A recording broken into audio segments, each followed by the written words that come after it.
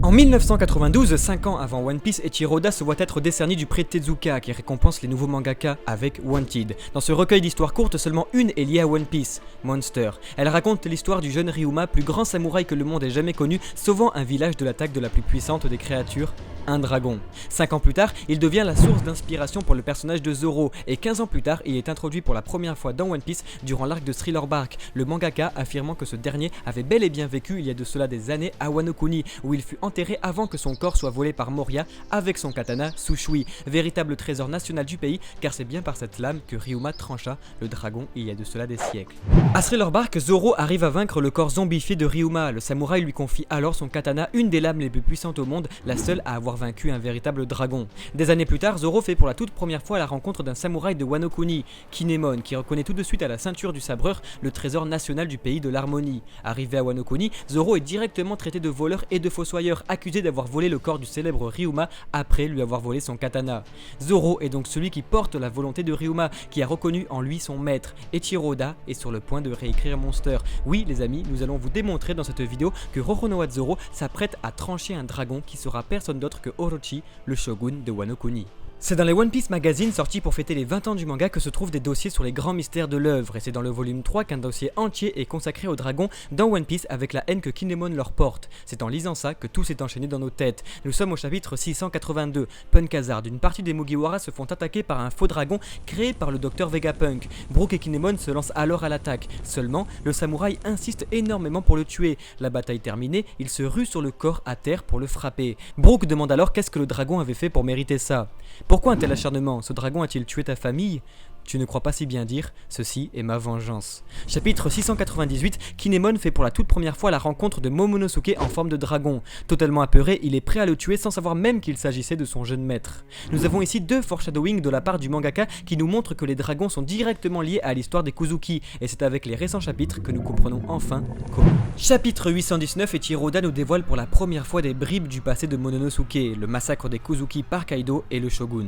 Nous savons en effet avec l'aide de Kaido que Orochi a détruit la première famille du pays pour en prendre les rênes. Dans ce flashback, nous pouvons clairement se rendre compte que la famille a été massacrée avec du feu, Oden Kuzuki ayant été brûlé vif avec sa femme. À partir de ce moment-là, nous sommes sûrs au Mont Corvo que le shogun possède le fruit du démon Zoan mythologique du dragon. Beaucoup pensent oui qu'il puisse s'agir de Kaido pour son tatouage, mais nous trouvons que ce serait trop simple. Kaido peut très bien être le serpent rouge sang de la légende d'Elbaf sans pour autant être un dragon. Orochi est le meilleur candidat tout simplement car il est décrit exactement comme un dragon, et plus précisément comme Smaug. Il y a un homme qui a créé les dragons que nous connaissons tous aujourd'hui, Tolkien, avec ses créatures qui ont un caractère bien précis. En 1937 est publié Le Hobbit, l'histoire de nains qui perdent leur terre natale et leur richesse que convoitait la plus grande calamité de ce monde, Smaug le Doré. Smaug va alors être à l'origine du caractère de tous les dragons de la fantaisie d'aujourd'hui, une créature dormant sur ses possessions, restant près de son trésor, ne sortant pas de chez lui si ce n'est pour donner une leçon de destruction. Les dragons sont la définition même de l'avarice, et vous savez ce que détestent les dragons? Qu'on les traite de lâches.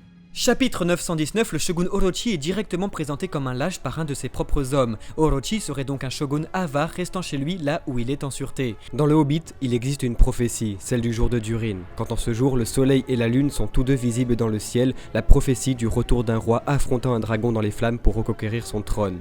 Dans One Piece, Toki Kuzuki adresse une même prophétie en parlant de lune et de soleil, mais cette fois-ci directement à quelqu'un. À Orochi, le dragon. Il s'agit donc aussi d'une menace, voilà pourquoi le shogun a si peur, car cette prophétie lui était directement adressée. Et le plus fou dans tout ça est l'histoire du Hobbit qui se reflète totalement dans One Piece, les Kuzuki ayant été obligés de fuir et d'abandonner leur terre natale réduite en cendres par le shogun, demandant de l'aide à des étrangers pour partir à l'aventure et reconquérir leur royaume. Chapitre 919, toujours, Orochi est présenté comme un homme maniant deux katanas, parfait adversaire pour notre Zoro. Vous voyez là où nous voulons en venir. Oui, la boucle serait alors bouclée, Zoro affronterait Orochi le dragon. Ryuma aurait confié à Zoro Sushui pour perpétuer son héritage. Après le dragon artificiel de Dressrosa, Zoro pourrait en finir revenir une fois pour toutes et pourquoi pas même au chapitre 944, célèbre foreshadowing de One Piece, Kinemon suppléant le second des Mugiwara de venger son clan. Ce serait une image magnifique, le plus grand défi de Zoro, car le seul qui aurait tranché un véritable dragon aurait donné alors son katana au seul qui allait tuer un véritable dragon. C'est pourquoi nous sommes sûrs que ce ne sera pas un smile pour que le Shogun représente le plus gros défi de Zoro avant d'affronter Mihawk. Un affrontement qui ferait écho au plus difficile de Zoro jusqu'à aujourd'hui, celui de Kaku à Enies Lobby. Oui, Kaku maîtrisait aussi le Nitoryu, style de combat à deux lames. Et qui aurait jamais pu croire une girafe capable de manier deux lames, alors pourquoi pas un dragon? Ce serait l'occasion pour Zoro de nous dévoiler sa véritable puissance et pourquoi pas même le retour du démon Ashura, la brume argentée. Nous savons de plus que les samouraïs devant se venger d'Orochi sont au nombre de 9, parfaite métaphore de la rédemption avec le style à 9 lames de Zoro, une pour chaque samouraï.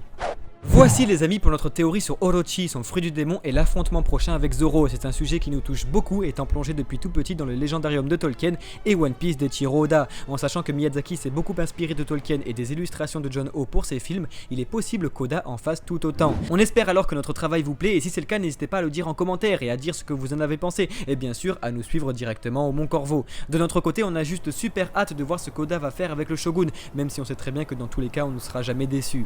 Merci à tous d'avoir regardé cette vidéo jusqu'au bout et oui en fait une petite dernière chose, dans le Hobbit, que ce soit dans le Légendarium ou dans les films de Peter Jackson, Smaug, la calamité, est présenté avant tout comme un ouragan arrivant des montagnes du nord et ravageant tout sur son passage.